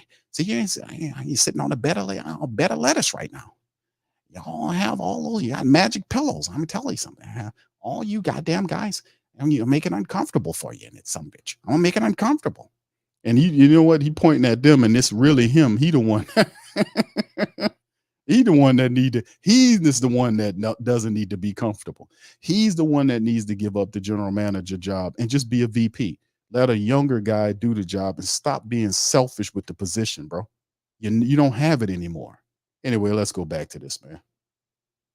How do you do that? And I'm being serious, because you know what a winner looks like, right? You know, you've been around winning teams forever in your NFL career. You've won a Super Bowl. You and Sean, you know, took the Saints to a different level and became an annual winner and a team that's in that Super Bowl conversation year in, year out. How do you reset that? Because I love the way you frame that. Where does that start? Is it the quarterback coaching, you know, getting rid of certain guys, adding different guys? How do you do that? Because I'm with you. I think the sky's the limit here in terms of the New Orleans Saints for this season. Well, look, first of all, it starts with me, number one. And look, without getting into specifics, because there are specifics, you know, what we talked about, first of all, I think what you have to do is talk about it. You have to be upfront, and you have to be honest with yourself about what's necessary. You know, if you ask anyone in professional sports if they want to win, of course, everyone says, yes, we want to win. Everyone says, if you ask them, will you do what it takes to win, whatever it takes, everybody will say yes. But then you have to do that. And it all comes down to details, all the little things. Did you do all the extra work that you needed to do? Were you in the playbook extra time? Did you spend the extra time as a coach necessary to design a play for a particular game? Did me and our personnel department, did we spend the extra time necessary to evaluate players for the draft, the free agency? It's all those little extra things that are what I would say off the clock that make the difference in a league where the difference between the best and the worst records in our league are just really small margins. And so it's the, you know, the devil in the details, really, and the devil in all the extra little things that are required that make a difference. And look, I'm not talking about specifics. I know what some of those specifics are for us, and we've talked about them. We've talked about them with our team, and I'm really encouraged at the beginning of this offseason program with the commitment and the enthusiasm that I see from our players and coaches. Did Mickey Loomis really just say evaluations and all of the stuff? Boy, oh boy. This coming from a guy that doesn't do in-season evaluations by his own account. Don't sit up there and say all that. Did you do enough evaluations? Oh, hold on now. You got to make sure you do all of the evaluations. We got to make every play. And did you study enough of the offense? That you do it? Did you do enough? And this guy, really? No, you did not. No, you didn't. Man, these people just outright just be deceived. You're talking about, well, the devil's in the details. No, the devil be lying. He lying his ass off talking right now. Man, listen, man, you can't tell no diehard that pay attention to this team inside and out, that watch every play, that listen to every interview. You can't spit nonsense and jargon like this at them like they supposed to. Like, yeah, Mickey had a great response there. No, because are they really doing that? And the question is, he didn't do that. That's not his philosophy. Mickey Loomis told us he doesn't do in-season evaluation by his own account, but he tells you it starts with him. So if it starts with Mickey and he's not doing his job, then it filters down that wouldn't it be logical that the majority of them not doing their job either? He doesn't keep anybody accountable because there is his boss that sits above him, Dennis Lucia, doesn't go and evaluate Mickey Loomis. Doesn't evaluate him. He doesn't evaluate him. The guy doesn't know anything about football, man, is what I'm saying. You defer all football related questions to Mickey Loomis. Gail Benson is not evaluating Dennis Lucia. She's not. She's looking at the balance book. And Gail gets $1 billion richer according to Forbes every year. She went from 6 to 7 to 8 to 9 or whatever it is now. They're not evaluating each other. They're not. His superior is supposed to be evaluating him. He's supposed to be evaluating Dennis Allen. He's not evaluating anything. All they're doing is running interference for each other. That's all they do. So if Dennis Allen goes and do something off code, Mickey Loomis protects him. That's what it does. So the whole thing, the only thing that's changed right here, let's just get this straight, fam. The only thing that changed here is Clint Kubiak. Clint Kubiak coming in here, and then he brings in his guys that he's familiar with. The key to everything is Clint Kubiak, because I have no faith in Dennis Allen. I've lost a lot of faith and respect in Mickey Loomis because he's sitting up here just speaking a bunch of garbage. He don't need to be the general manager anymore, man. The game that obviously passed him by. Anybody that sits up here on their ass and tells you they don't do in-season evaluations when I know that's a part of the job for a general manager to do, how are you not going to evaluate your team during the season when they need it the most? Not off season, but in season when the games are popping. If he was more involved during the season, we could have had maybe a game change because he could have put pressure on Dennis Allen to make a change. Remember that? See, this is the things they forget when we start talking about, and we just were one game. Listen, I don't care what you say. We were one goddamn game away from the playoffs. One game that you know why they didn't win that one game? Because they refused to change. Remember all of the weeks that we were sitting up here and we were going over why Dennis Allen needs to change up the offensive line, why Dennis Allen needs to demote Pete Carmichael, why Dennis Allen needs to switch this up, and why Dennis Allen needs to switch that up. And Dennis Allen promised us change on three different occasions and didn't do a damn thing when the Saints had the losing streaks going and it was losing the games. Remember that? And we were putting pressure on them. You need to make a change. They come out of the bye week and lose the game before the bye week, the Minnesota game. Out of the bye week, the Atlanta game, lose that game. Oh, we're going to make a change. And then the change was never made. Remember all that? And then that's the point where it goes to where you don't win the game. You don't make any changes. And that's the problem I have with Dennis Allen, because he don't know what he's looking at. You supposed to make changes and put pressure on the guys on the offensive side. He didn't change out Pete Carmichael. We kept saying, man, listen, you need to change Pete Carmichael out and make Ronald Curry, let him call the plays and see if the offense changed. If he would have done that little change, it might have been a jolt that the Saints needed to get a win. You see, they don't mention none of that. That's up to you to remember. They lie by omission and they spin narratives that I care not to even much accept. I'm not gonna just bat that shit down, man. I bat it down. I'm a tumble it because it don't make any sense. Dennis Allen all year last year had opportunities to change out or at least change the play caller for the offense and move Pete Carmichael out, put Ronald Curry in, let him call the plays for the game. Some bitch kept it the same the whole year. They're going to sit here and talk about we were one win away from the playoffs. We were one win away. No. Your coach stopped you from getting a win because he refused to change what wasn't working. He kept it the same despite the fact he said on 3 different occasions he was going to make changes and he never made them. Kept doing the same thing. See, but that's what am I wrong to call that out? It's because I have a memory and I don't buy into BS and nonsense and propaganda just so you can go back and buy the tickets. Man, we don't play that here at the Sports Coma, man. We real deal Holyfield. The Great Saint Think Tank is called the Great Saint Think Tank for a reason because they got brains. They're not susceptible to the jargon. They're not susceptible to the BS and the nonsense and the lies. The default to injuries. Well, why did y'all fail, Mickey Loomis? Well, you see, we had injuries. Michael Thomas got hurt. Well, didn't Michael Thomas? He was really consistently hurt. Mickey, he was hurt for like several years in a row. Yeah, but we were really counting on him this particular year. Or did you have any wide receivers behind him that could kind of step? Well, we did, but injuries. It was bad. And then we didn't get the calls that we wanted. What? The calls and injuries? So it had nothing to do with Dennis Allen, right? Nothing. He said nothing about Dennis Allen being the main reason, which is why you failed, because of Dennis Allen at the helm. None of that. That's what I'm saying. The man asked him a real question, and Mickey came up with some real BS. That's what he does.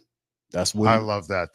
That really told me and the audience a lot, and that is great stuff. Mickey, great job in the draft as always. You guys absolutely cleaned up. I love what you were able to accomplish. Keep up the great work, my friend. Always appreciate the time, and we'll talk to you again real soon. Bullshitting.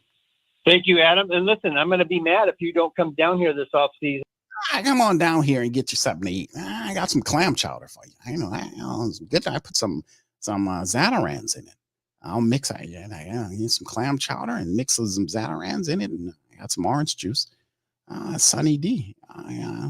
With some ice in it. Gotcha. I got you. Man, the bottom line is this, man. At the end of the day, it's just, that's why I said, like, what do you like about the Saints? The fact that Clint Kubiak is over the offense. Clint Kubiak, and it's a lie, so much pressure on Clint Kubiak, family. It's almost unfair for it to be that much pressure on Clint Kubiak. For real. It's almost unfair because he got a lot of work to do. It's not like they're giving them like a line with veterans where all he had to do is teach the veterans, and then he got young guys that have to, and that could work for him. You got young offensive linemen. One guy lost his confidence. Another dude that just got drafted, he's talented, high prospect. One dude probably not going to play again. His knee so bad, and it's career threatening. You get an offensive lineman from Minnesota that you familiar with on the cheap, and then you got a bunch of young players who really hadn't done anything. You got an established guy, McCoy, and Cesar Ruiz, who's coming off of your last year wasn't all that for Cesar, so he have to kind of regroup. So you got all this going on, and then you do have the players, and it was like, why did you come here? Because of the players. He did say that. They asked him that. The reporter from, I forgot the lady name, from New Orleans asked Clint Kubiak, why did he come here? He said, because of the players. So he comes here you got Elvin, he got all these other guys, and he has to get them involved. But before Elvin can get going, for helping even get the ball, you got to have a line to protect and block for him, and that's going to be interesting. And then have to install that system and be able to get them guys off code. And remember, you also have to install the discipline aspect, because remember, the Saints was one of these teams that had a ton of pre-snap penalties because they weren't disciplined. Remember Elvin Kamara said during the year that the Saints was false starting in practice and nobody was saying anything. Y'all remember that? Put one in the chat if y'all remember that. So what Kubiak has coming here, he has to change all of this. He has to change the mentality of what was going on before, wash it all away, and install a successful system. Is he capable of doing that? I think he is. He the key to all of this, because I think Dennis Allen will do just enough on the defensive side. Well, actually, the staff, I like the defensive staff over there, and he'll do just enough. Special teams will be all right. But the offense, my goodness, the offense has to really rise up. And I do actually like Clint Kubiak. And I really do hope that he established that running attack and get that offensive line together, because without that, it's not going to be pretty, because we're going to need that, man. We're going to need that. And we're going to need it early. We're going to need it early, because we don't want to see a repeat of having Derek Carr as option one and see him looking around trying to make throws. No, we don't need Derek Carr out there trying to find somebody to throw to. We need a running attack and then play action call, which makes life easier, because the safety ain't going to be out there. You have one safety roaming right there. The other guy going to try to help out, stop the run, because you got to run the ball well. You take him down. He hanging around the line. You got 1-on-1s out there. So I mean that makes it easy, but not Carr standing looking to the left while guys are running free to the right, or looking to the right while guys. No, please, none of that. We don't need none of that. We need to run the ball. So anyway, that's the Mickey Loomis interview, fam. Dude, Mickey Loomis sit up here talking about all that, man. Dude, it starts with him. You got to make evaluating and oh man. Cause we sit and things, fam. We sit, and it's not just last year's years. We sit up here and listen to these people, and these people know they're not doing what they say they're doing. What they be saying up there, we know they're not doing that because it don't show. It don't show any result on the field. If you're doing all that you say that you're doing, the result is not the same. We know you're not doing all those evaluations. We know it. We know you're not doing all that. We know that you keep your door closed. You don't engage with the players. You know, we know that. We know you're not a guy that's hands-on with the team. You let the dude sink the ship and then come out and make excuses for him. See, the reason why he ran into the bridge is because the harbor man. Where the hell was the harbor master? That's a whole other thing. But I mean, the reality is, man, I don't know, man. I don't know what's going on with Mickey Loomis with this interview, with him selling this kind of stuff, and we know what time it is with Mickey Loomis. I just hope that Clint Kubiak finds the right players for his system and then he implements it, bro, because that's what it really comes down to. It's all on Kubiak. It's all on him. It's really all on him. Really it is, fam. And I don't understand why we ain't throw more financial resources toward Kubiak's offense. Really, I'm serious. Really. I mean, if you think about it, that money that we could be giving to Chase, wouldn't that be betterly utilized in the offensive lineman, a veteran offensive lineman for Kubiak's offense? You know, yeah, some of that paper that's going to that side, could it be going to a more established wide receiver, perhaps to flank next to Chris Olave? You see what I'm saying? Maybe you can find I mean, I'm just saying, man, we're going to put this guy over here on defense, this guy here on defense, this other guy on defense. We look at solid on defense, but the offense is what you're going to need to win. And we just going to settle for a bunch of underpaid offensive linemen from Minnesota, a wide receiver who I wouldn't have guessed in the wide and in some time that we would actually pick up and consider as a starter, when I think there were more viable options out there with bigger resumes that would have fit. I'm just saying. And then really one offensive line veteran that you picked up could be a James Hurst type dude that can rotate from two different positions. And then I don't get it.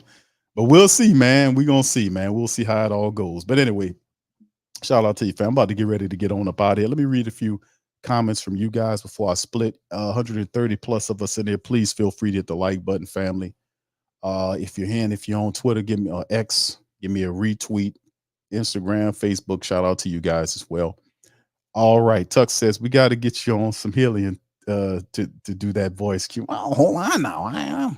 Hold on. I don't do that. That's some bullshit. Yeah. I only want to do it. Yeah, there you go, Kev. Kev said, I'm not qualified. Yeah, that's what Mickey said, man. None of you guys are qualified. You're not qualified to talk about it. Aces, I think he meant that's the plan going forward. Okay, Brother Hakeem said the NFL is pressuring the Saints to get a brand new stadium in the next 8 years. How about that? You're going to have to put up some money like the Clippers owner did to get that going. You think she'll do that, Brother Hakeem? You think she'll do that, bro? Because guess what, bro? The NFL and the NBA is doing the same thing.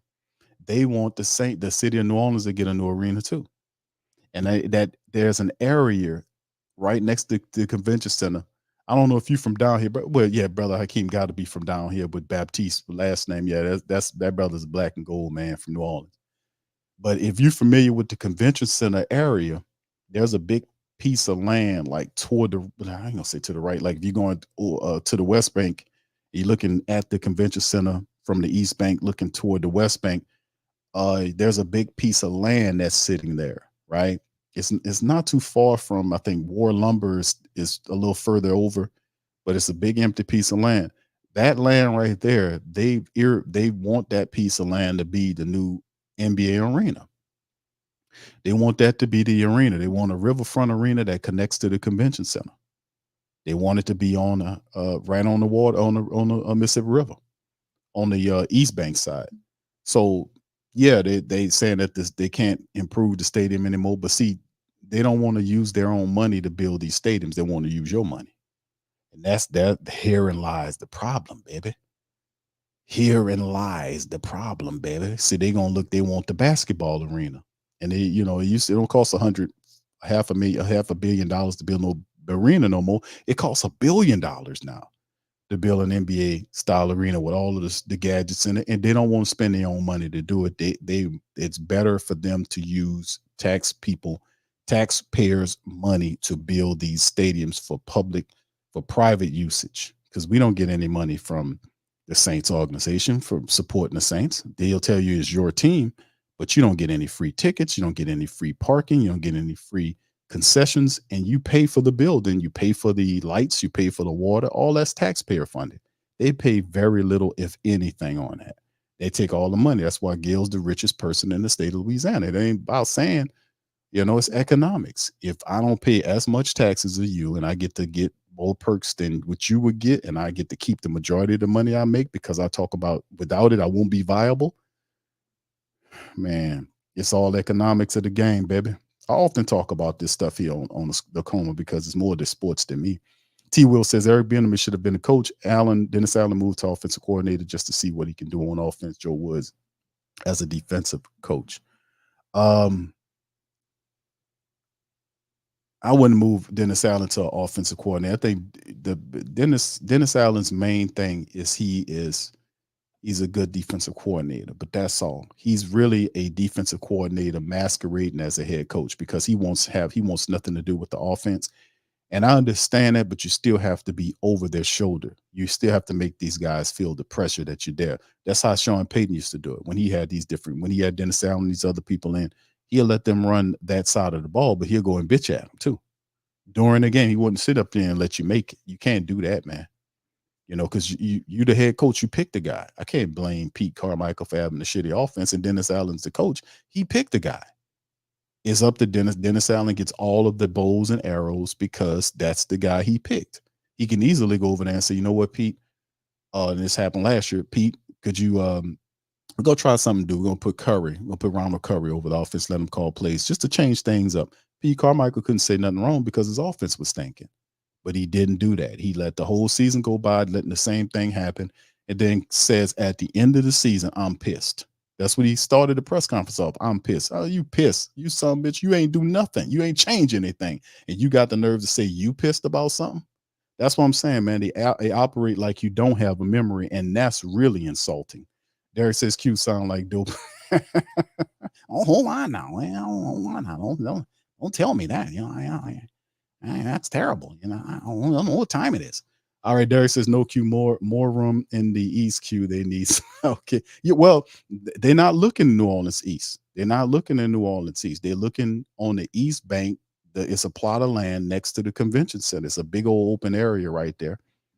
And they've been looking at that portion of the land for a long time. They want to put that stadium because they wanted to be connected to the business district, the CBD, because there's a whole little renovation going on down there. It's the urban renewal projects that they got going on down there, and they want the stadium there. And they're just telling, if they get it built there, they'll just tell on the arena that's next to the dome, and that'll become more parking space.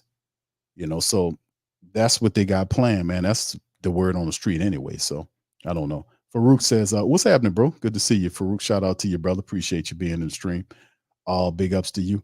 Yeah, it's one of those things, but that's what I'm saying about it. It's almost unfair for Clint Kubiak. You bring him here, and he's tasked to turn everything around. And the offensive line is the weakest. Is it the weakest? We can say it's the weakest. Maybe wide receiver outside of our top two guys. Cedric Wilson's okay, but the line is problematic. Like, we really need to figure that thing out.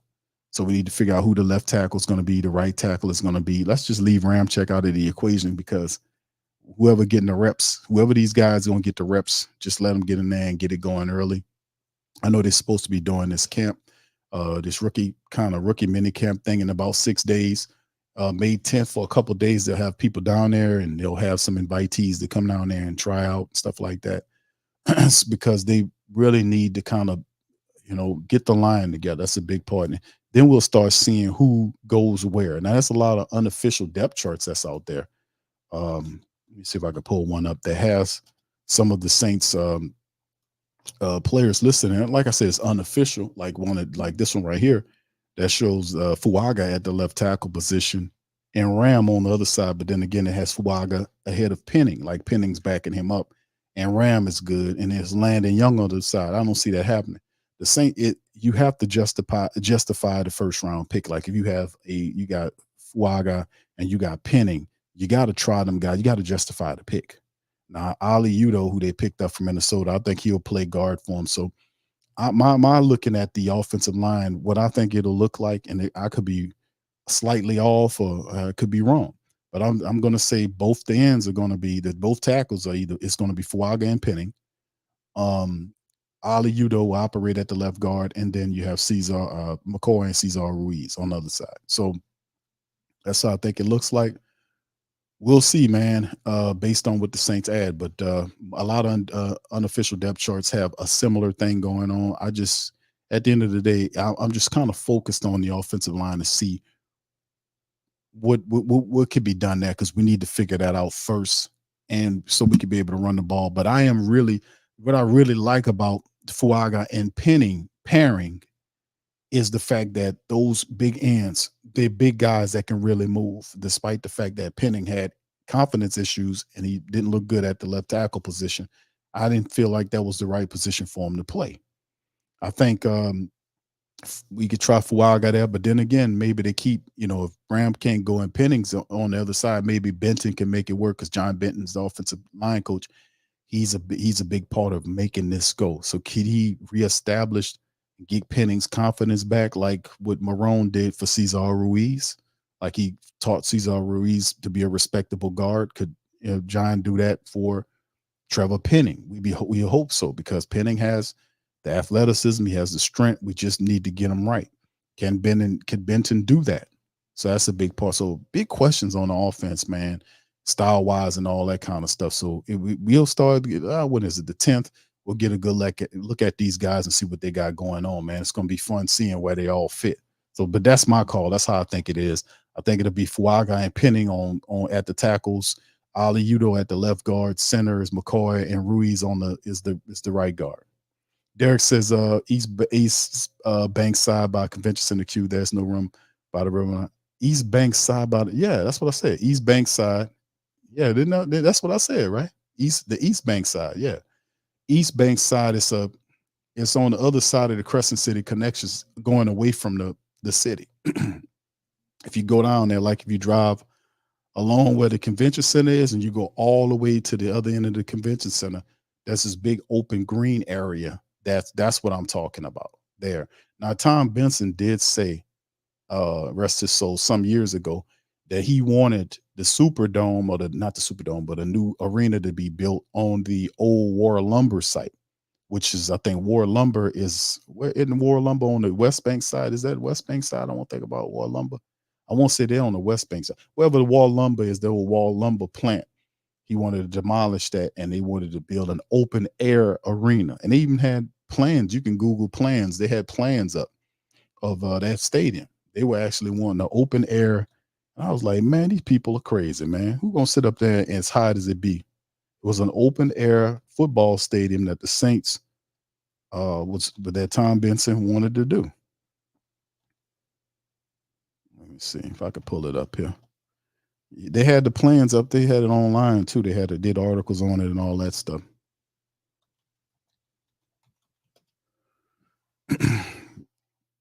They had old plans of it and all kind of stuff. I don't know. You probably can Google it and find it. But yeah, Tom Benson wanted that's what he wanted to have. He wanted to have an open air stadium on the old War Lumber site. And I was like, man, you done lost it, man.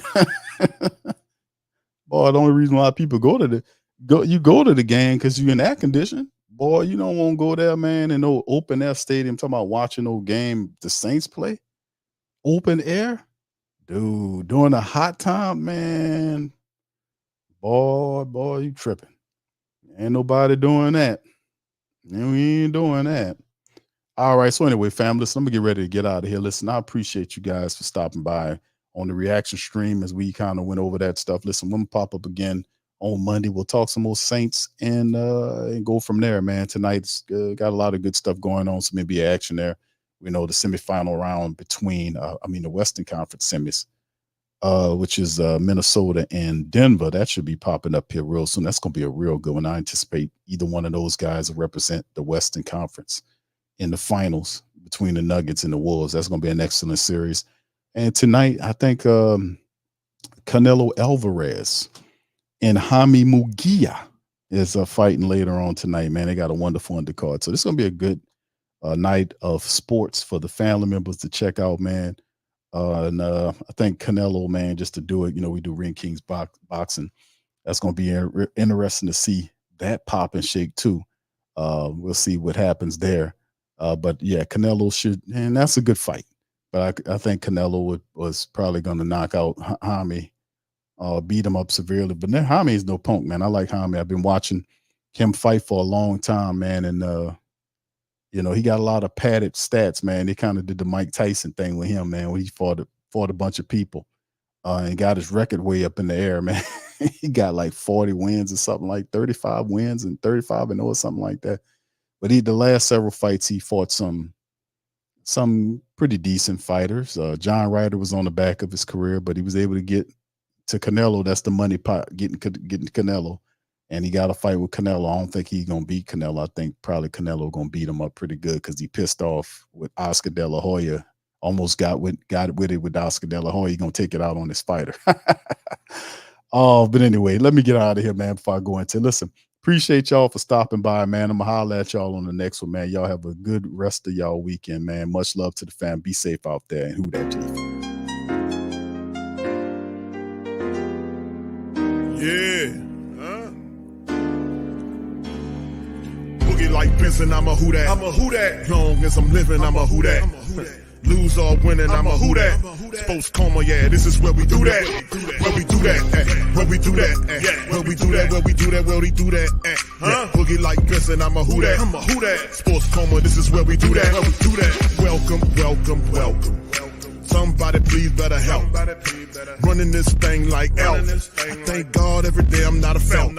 Go to YouTube Live with Big Q and the guys. If you ain't ride or die, the bandwagon get flipped. Been marching in, that was way for the ring. I was yelling out your shame for the championship.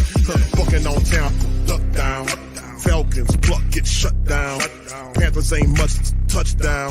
The vision really belong to us now. So much hate on the Saints, you could probably tell. Ever since Bounty Gate hit the NFL, when things seem fishy and you probably smell the crooked referees on Roger Goodell. Yeah, probably like this and I'm a who that. Every day I'm living, I'm a who that. Lose or winning, I'm a who that. It's the Sports Coma, this is where we do that. Where we do that, where we do that, where we do that, where we do that, where we do that. Boogie like Benson, I'm a who that. It's the Sports Coma, this is where we do that. You're listening to the Sports Coma with Big Q and the guys on the PRO Media Network.